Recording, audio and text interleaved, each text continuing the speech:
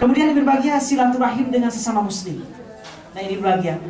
Saya singkapkan beberapa hadis, hanya ingin saya sampaikan berkaitan dengan keadaan sekarang.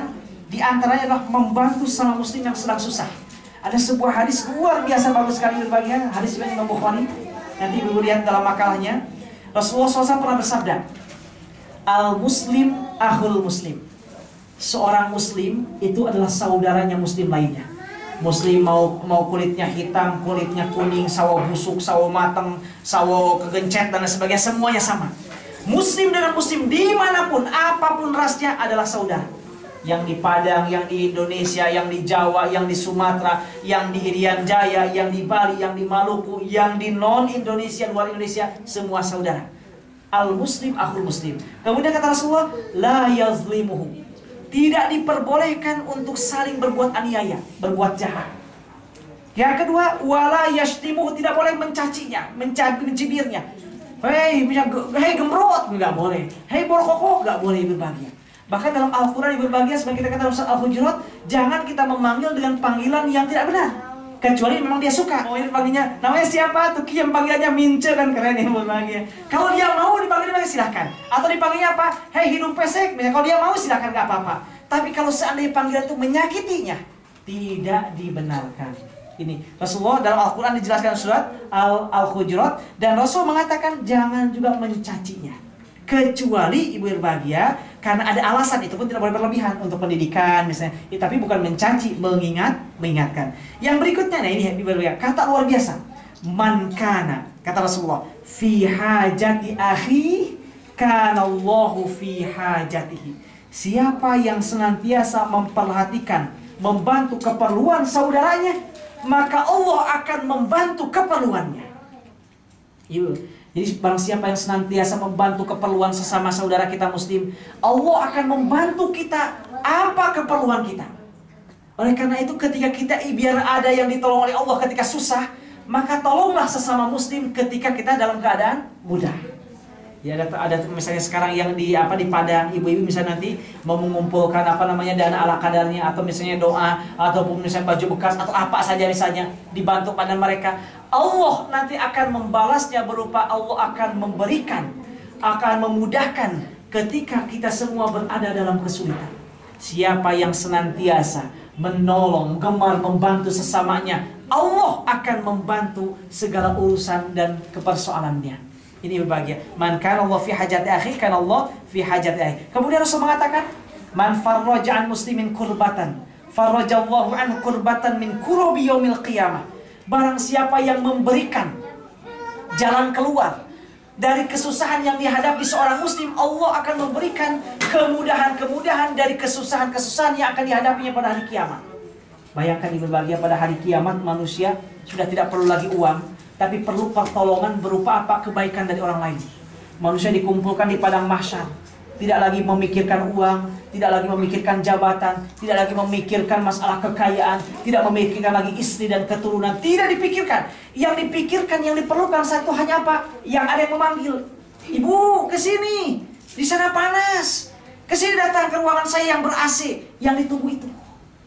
Ketika hari kiamat, karena harta udah gak berfungsi lagi, malaikat dan Allah gak mau disogok. Gak bisa disogok dengan uang, gak bisa disogok dengan malaikat ini. Saya punya uang, punya berlian, saya ambil dari dasar lautnya yang ada di Bali. Kata malaikat, oh gak mau, gak perlu. Tidak diperlukan. Yang diperlukan justru apa? Kebaikan yang pernah kita tanamkan di dunia ini dipetik nanti di alam mahsyar. Tiba-tiba ibu bahagia karena kita sering menolong orang lain. Ada seorang misalnya orang yang guru ngaji yang susah sekali misalnya ibu bahagia, atau yang sedang mencari ilmu, ada tetangga yang kelaparan, kita tahu dia kelaparan, kita bantu dia sehingga dia bisa makan, dia bisa minum. Dengan bisa makan minum dia bisa membaca Al-Quran, rajin membaca Al-Quran, rajin sholat. Dia masuk misalnya termasuk orang-orang yang mendapatkan naungan. Kata Allah, kata orang tersebut, ya Allah, saya mendapatkan naungan ini bukan karena saya, tapi ada satu jasa besar dari tetangga saya. Ibu ini yang telah berjasa pada saya. Loh, kenapa berjasa? Saya dulu pernah kelaparan. Karena saya lapar, saya nggak bisa membaca Al-Quran. Saya nggak bisa berbuat kebaikan. Lalu ibu itu memberikan makanan sehingga saya kuat. Saya terus meneruskan bacaan Al-Quran, meneruskan ibadah saya sampai saya meninggal dunia dalam kebaikan. Karena itu ya Allah, izinkan saya membawa ibu tetangga saya itu yang telah berbuat baik pada saya untuk ikut bersama saya. Itu yang ditunggu oleh kita. Dipanggil kita yang sedang kesebelasan. Sini ibu, ke sini, di sini sama saya di tempat yang penuh dengan ber-AC. Itu yang ditunggu oleh kita. Ini berbahagia siapa yang memberikan kemudahan, jalan keluar dari kesulitan yang hadapi sesamanya. Allah akan memberikan jalan keluar dan kemudian dari kesulitan-kesulitan yang dihadapinya kelak di hari kiamat. Lalu ibu berbahagia, Rasul mengatakan, "Wa man satara musliman satarahullahu yaumal qiyamah." Siapa yang menutupi aib sesama muslim, Allah akan menutup aibnya nanti di hari kiamat.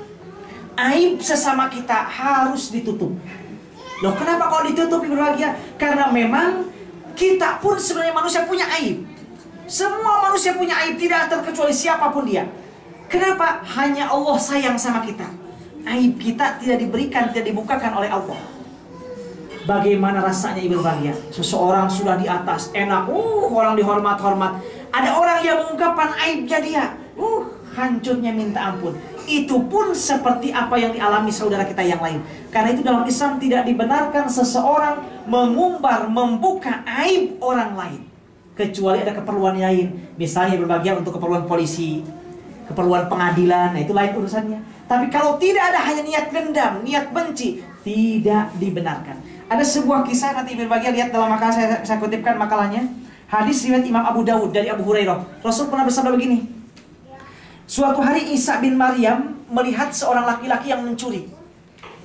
Nabi Isa melihat persis ada orang mencuri, jelas mencuri. Kemudian setelah itu faqala lahu, Nabi Isa berkata pada yang pencuri itu, "Sarokta, kamu telah mencuri ya?" katanya. Kemudian kata dia, "Kalla, enggak, saya enggak mencuri. Walladzi la ilaha illa huwa, demi Allah saya enggak mencuri."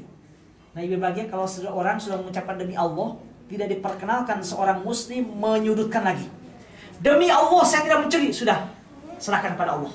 Kenapa? Karena betapa berat orang yang mengungkapkan sumpah kalau dia menyalahi sumpahnya. Nah, kita sering begini.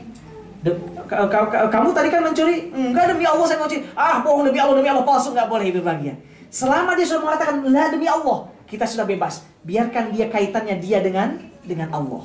Betul atau tidak, biarkan. Lalu kata Nabi Isa, kamu mencuri, kata laki-laki itu. Demi Allah saya tidak mencuri.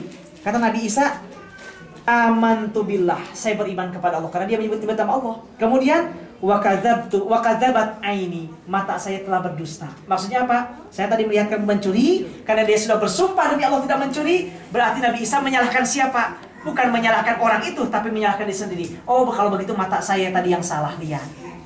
Ini demi menutup aib. Padahal jelas mencuri kan? Karena itu ini artinya aib orang lain sesama muslim harus ditutup. Kecuali kalau ada keperluan yang lain ngambil pelajaran, tapi jangan sebutkan namanya. Ini saya untuk demi mengambil pelajaran aja ya, bukan mengumbar aib orang lain, bukan. Begini, boleh nggak dia itu begini? Orangnya begini tuh kerjanya begini, itu sama juga, menjelaskan juga ibu berbahagia. Diceritakan, kalau ingin pelajaran jangan disebut namanya. Aib orang lain jangan diumbar. Dan ibu berbahagia di Indonesia lain dari yang lain.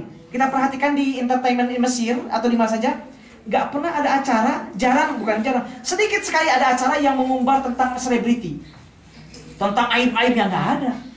Paling ketika ada pembunuhan, nah itu jinayat, sudah masalah jinayat, ataupun yang lainnya. Kalau di Indonesia dari A sampai Z, diungkap. Artis A sampai Z diceritakan yang tidak dibenarkan ibu berbahagia. Bahkan anehnya, banyak artis yang ingin diungkap dari A sampai Z-nya. Karena biarkan tahu. Yang tidak ada masalah pun dia buat masalah, biar wartawan lari kepadanya. Na'udzubillah. Mudah-mudahan kita tidak demikian. Aib harus ditutup, bukan diumbar, bahkan bukan dikejar-kejar kamera.